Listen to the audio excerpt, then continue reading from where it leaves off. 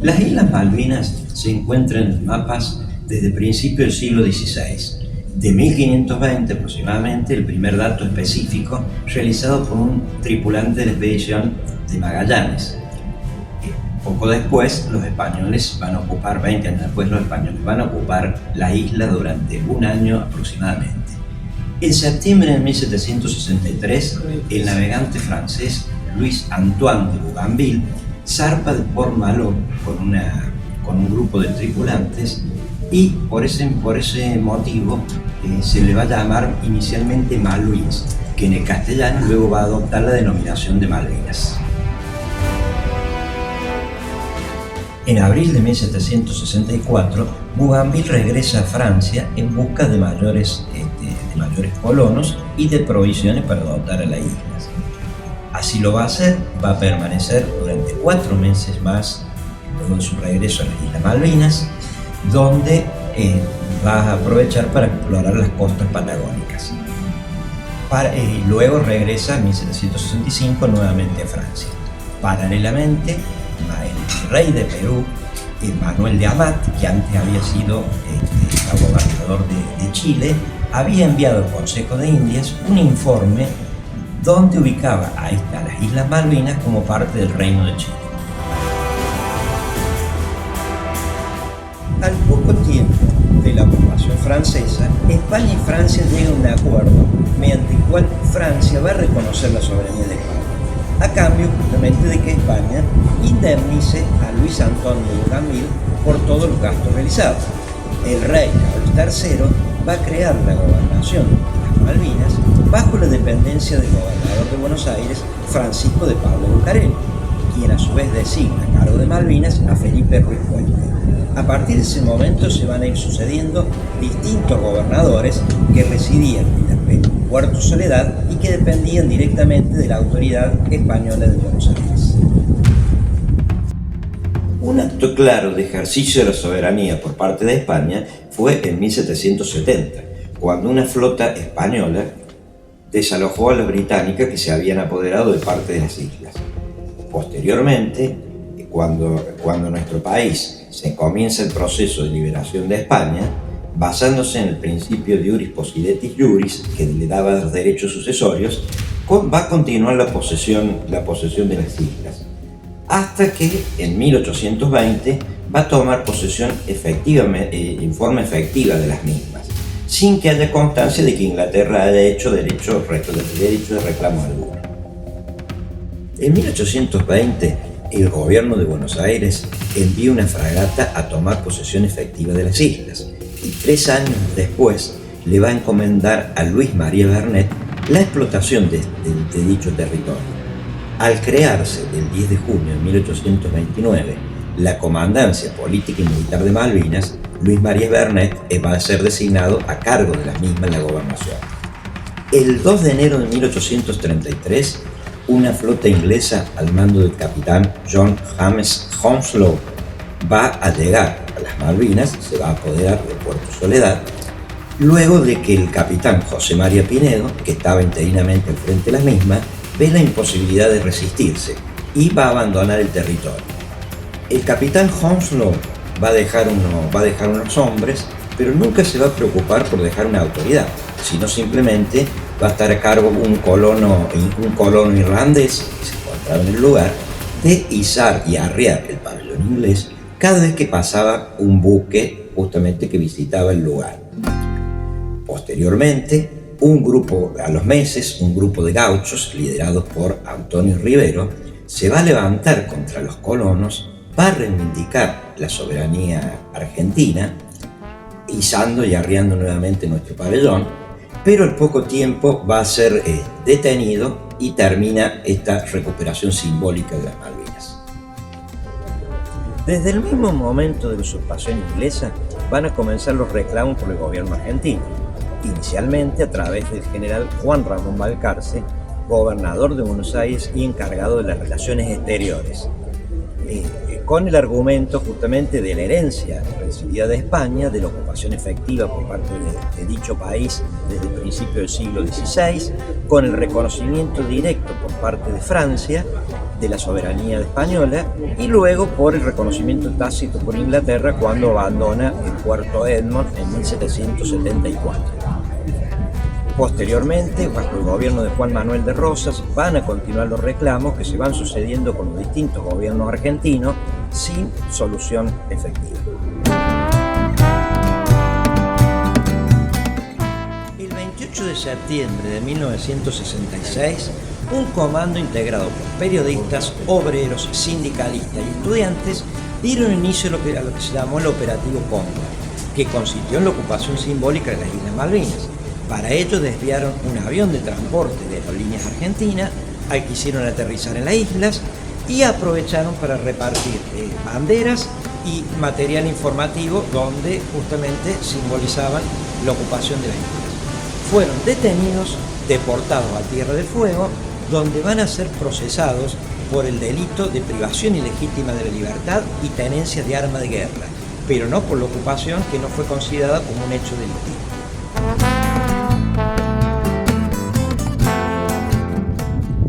Después del Operativo Cóndor, el 28 de octubre de 1966, el gobierno de la dictadura militar encabezado por el general Onganía envió un submarino Ara Santiago del Estero con las Malvinas con el objeto de recabar información, desembarcando en Playa Baja. La operación se mantuvo en secreto durante varios años. Uno de sus jefes fue el capitán de corbeta Juan José Lombardo, quien posteriormente sería vicealmirante durante la época de la Guerra de Malvinas. A principios de 1982, la Junta Militar que gobernaba la Argentina decidió la recuperación de las Islas Malvinas e Isla del Atlántico Sur. Comienza el 2 de abril la operación, que terminó con el desalojo de las fuerzas británicas y el establecimiento de una gobernación de carácter militar. Debido a la reacción británica, se inicia lo que sería la Guerra de Malvinas, que duraría 74 días y que culminaría el 14 de junio de 1982 con la rendición de nuestras tropas. En 1990, el territorio nacional de Tierra del Fuego se convierte en una provincia, que se denomina Provincia de Tierra del Fuego, Antártida e Isla de Atlántico Sur, con la inclusión de las Malvinas dentro de la jurisdicción. En el año 2000, por ley nacional, se estableció como feriado nacional el 2 de abril como Día del Veterano y de los Caídos en la Guerra de Malvinas, en conmemoración a nuestros héroes.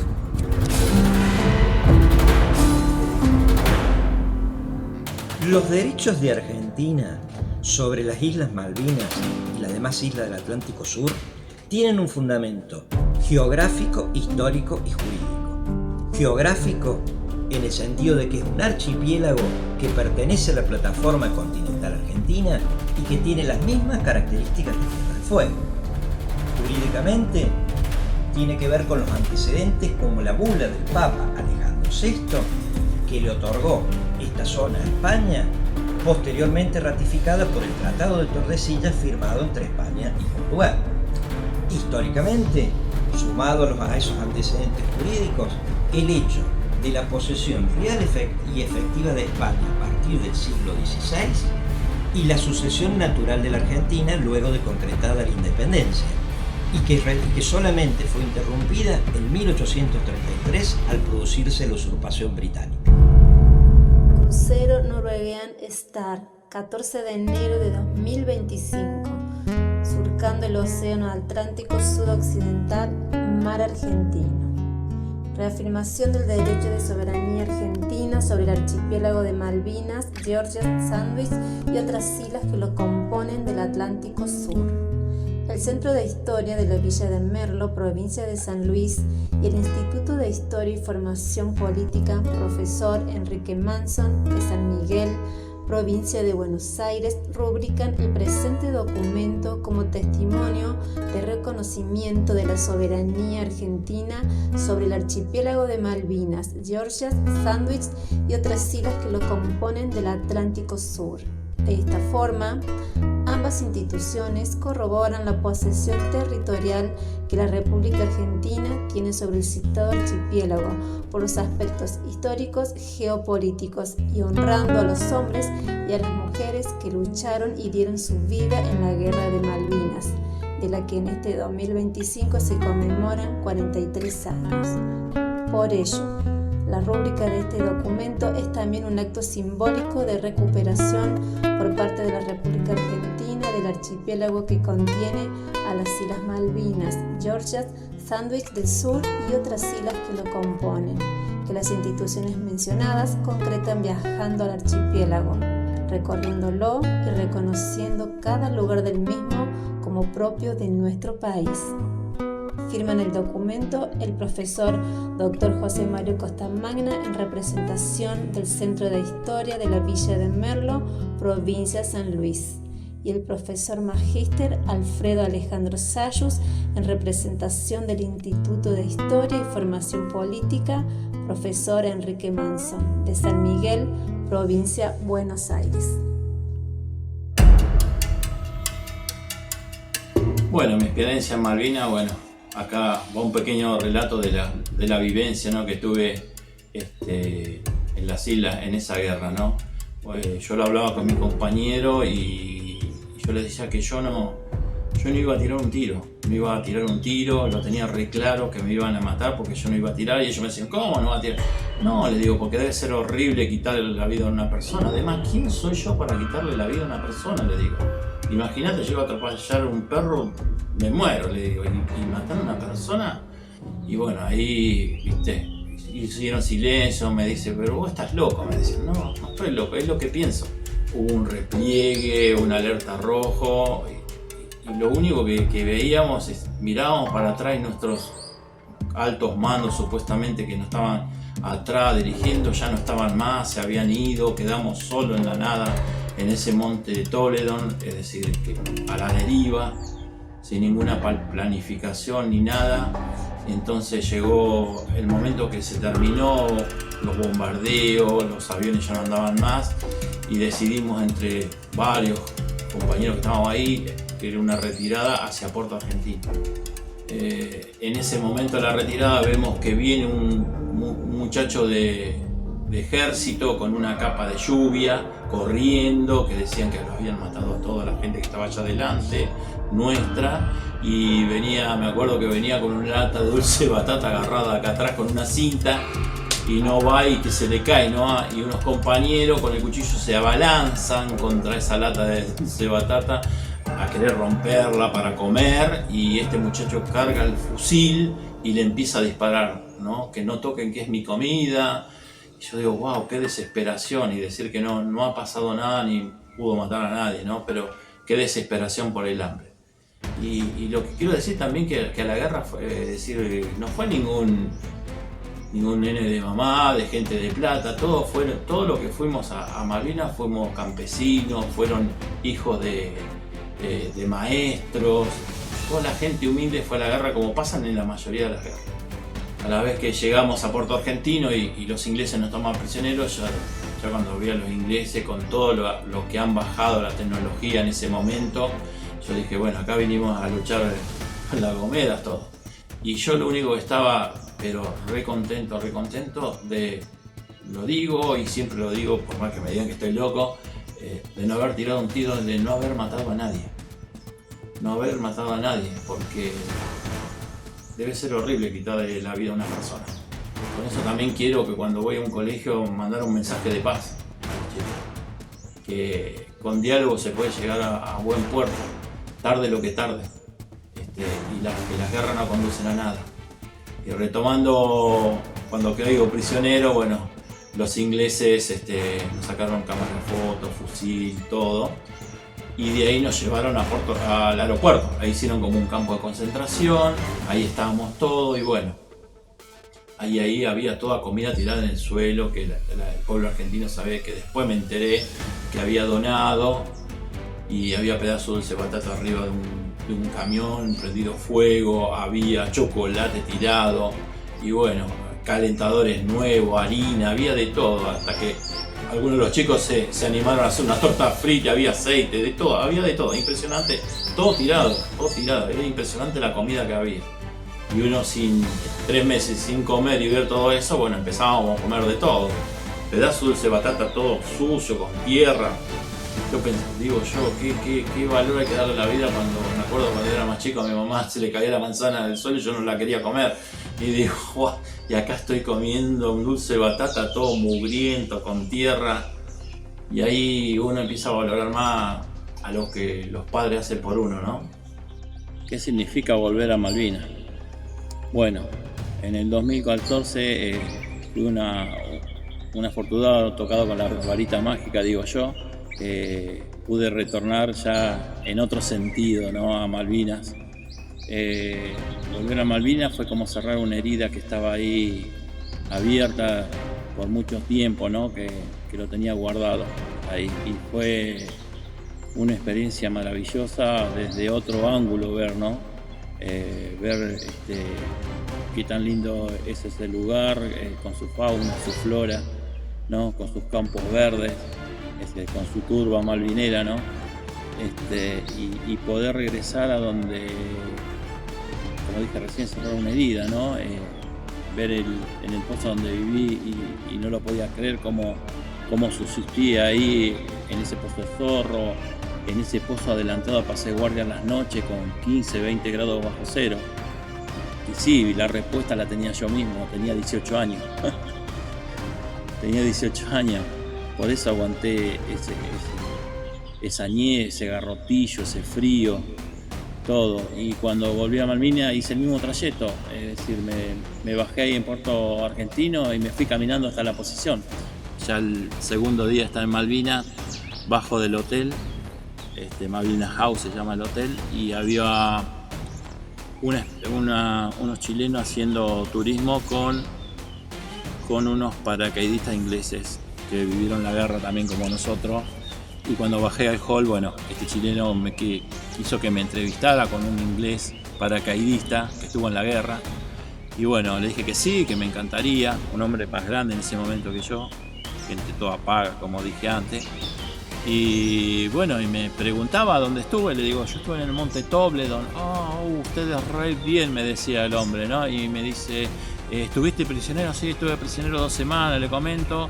Y me pregunta, ¿cómo te tratamos? No, re bien, re bien. Entonces agarra este hombre, era re grandote, viene y me abraza, ese abrazo que realmente vos sentís que te está abrazando de verdad, y me pide perdón y se pone a llorar el hombre.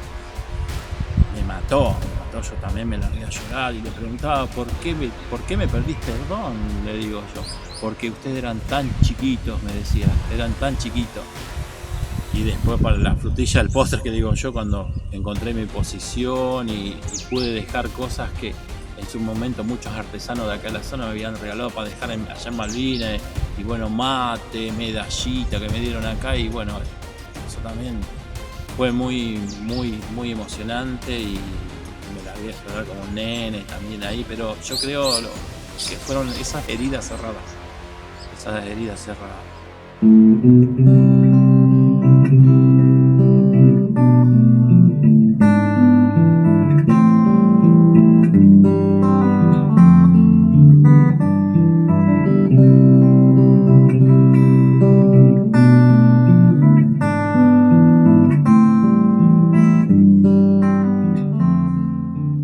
Hacía pocos meses que había terminado la guerra de Malvinas. Yo estaba estudiando música, estudiaba armonía y composición, y había hecho este tema que es instrumental y no sabía cómo nombrarlo, y encontré una revista Gente de aquella época con un informe de Malvinas, uno de los tantos informes que aparecía, y ahí conocí la historia del soldado Mario Almonacid, que había fallecido en el conflicto. Él fallece el día 3 de abril en Georgias, Y resultó que en la revista decía que era el 2 de abril que había fallecido.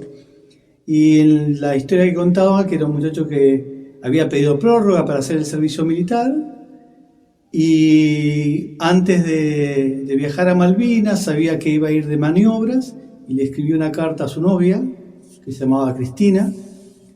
Y en el final de su carta sabía que ella estaba muy angustiada, por eso le pone al final que la colimba no es la guerra, y que cuando él volviera de las maniobras se iba de baja y que se iban a poder casar.